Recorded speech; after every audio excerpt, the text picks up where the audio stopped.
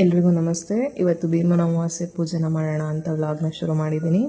ಸಾಮಾನ್ಯವಾಗಿ ನಾನು ತಿಳ್ಕೊಂಡಿರೋ ಹಾಗೆ ಭೀಮನ ಅಮಾವಾಸ್ಯೆನ ಆಷಾಢ ಮಾಸದ ಅಮಾವಾಸ್ಯೆ ಎಂದು ಮಾಡ್ಕೊಂಡು ಬಂದಿರೋವಂಥದ್ದು.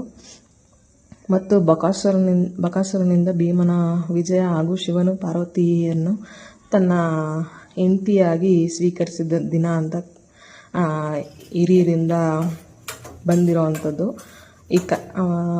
ಇದು ಭೀಮನ ಅಮಾವಾಸ್ಯೆ ಕತೆ. ಮತ್ತು ಈ ವ್ರತನ ಜ್ಯೋತಿರ್ಭೀಮೇಶ್ವರ ವ್ರತ ಅಂತಲೂ ಕೂಡ ಕರೀತಾರೆ.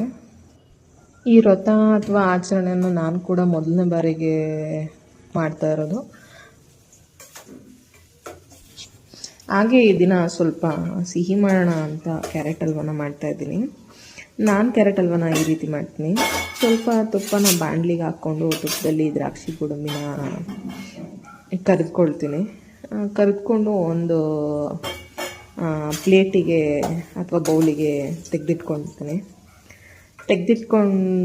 ತೆಗೆದಿಟ್ಕೊಂಡ ನಂತರ ಅದೇ ಏನು ತುಪ್ಪ ಇರುತ್ತಲ್ಲ ಅದೇ ಬಾಣಲಿಗೆನೇ ಕ್ಯಾರೆಟ್ ತುರಿನ ಚೆನ್ನಾಗಿ ಹಾಕಿ ಬಾಡಿಸ್ಕೊಳ್ತೀನಿ.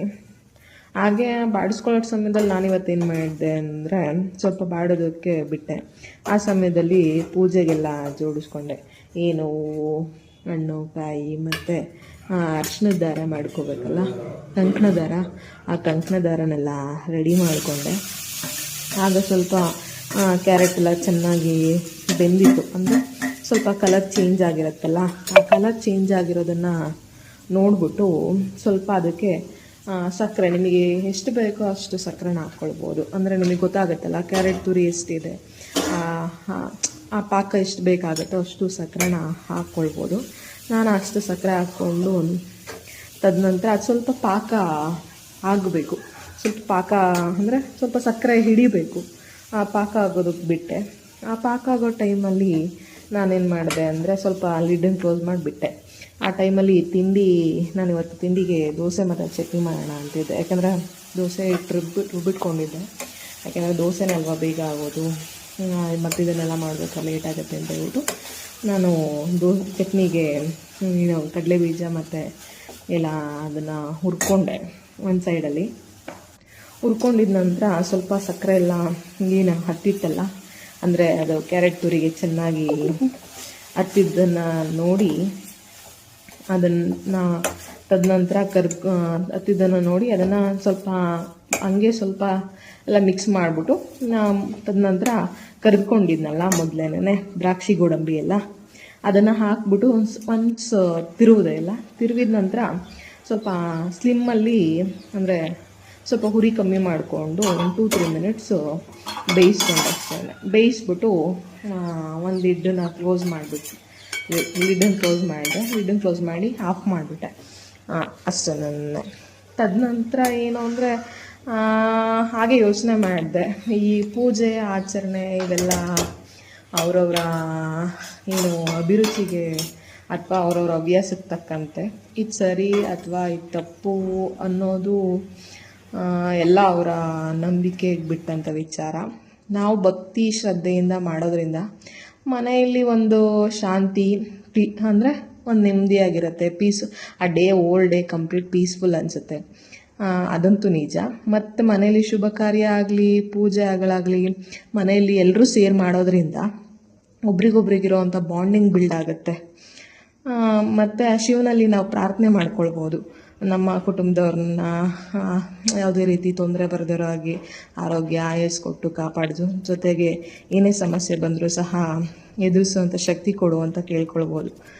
ಮತ್ತು ಈ ಏನು ಭೀಮನ ಅಮಾವಾಸ್ಯೆನ ಯಾವ ಕಾರಣಕ್ಕೆ ಮಾಡ್ತಾರೆ ಅಂದರೆ, ನನಗೆ ತಿಳಿದ ಮಟ್ಟಿಗೆ ಗಂಡನ ಆಯಸ್ಸು ಮತ್ತು ಯೋಗಕ್ಷೇಮ ಅಥವಾ ದೀರ್ಘಾಯಸ್ಸನ್ನು ಕೊಟ್ಟು ಕಾಪಾಡು ಅಂತ ಹೇಳ್ಬಿಟ್ಟು ಪಾದ ಪೂಜೆಯನ್ನು ಮಾಡಿ ನಮಸ್ಕಾರವನ್ನು ಮಾಡ್ಕೊಳ್ತಾರೆ.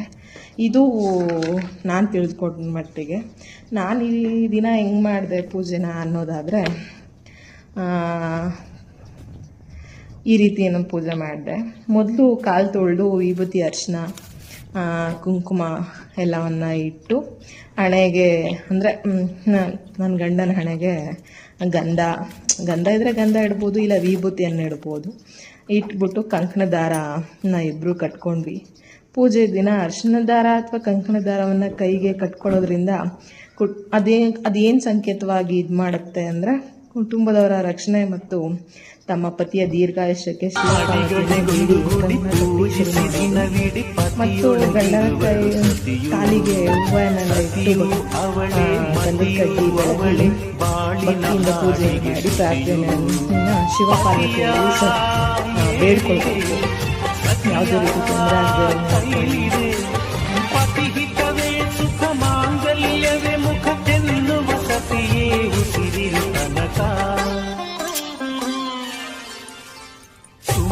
ಸುಮತಿ ಶ್ರೀಮತಿ 6 ಗುಣಗಳೇ ನಿನಗಾರತಿ.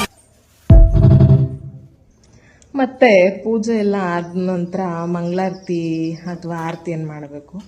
ಆರತಿಯನ್ನು ಮಾಡಿದಾದ್ಮೇಲೆ ಮಂಗಳಾರತಿನ ನಾವು ತಗೊಂಡು ಇಬ್ಬರು ಕೂಡ ಒಬ್ರಿಗೊಬ್ರು ಸಿಹಿಯನ್ನು ತಿನ್ನಿಸ್ಬೇಕು. ತಿನ್ನಿಸೋದ್ರಿಂದ ಏನು ಅದನ್ನು ಇಂಡಿಕೇಟ್ ಅಂದರೆ ಅದು ಏನು ಸಂಕೇತವಾಗತ್ತೆ ಅಂದರೆ ವ್ರತ ಅಪೂರ್ಣ ಅಂದರೆ ಕಂಪ್ಲೀಟ್ ಆದಂಗೆ ಅಂತ ಒಂದು ಅವತ್ತಿಂದನೂ ಒಂದು ನಂಬಿಕೆ. ಅದರಿಂದನೇ ಪ್ರಸಾದ ಎಲ್ಲ ವಿತರಣೆ ಮಾಡೋದು ಎಲ್ಲ ಪೂಜೆಗಳಲ್ಲೂ ಕೂಡ ಅಂತ ನಾನು ಅಂದ್ಕೊಂಡಿದ್ದೀನಿ. ಅಷ್ಟೇ, ಈ ದಿನದ ಅಮಾವಾಸ್ಯೆ ವ್ಲಾಗ್ನ ನಾನು ನನ್ನ ತಿಳಿದ ಮಟ್ಟಿಗೆ ಇನ್ಫಾರ್ಮೇಷನ್ನ ಶೇರ್ ಮಾಡ್ಕೊಂಡಿದ್ದೀನಿ. ಥ್ಯಾಂಕ್ ಯು ಸೋ ಮಚ್ ಯಾರೆಲ್ಲ ವಾಚ್ ಮಾಡಿದ್ದೀರಾ.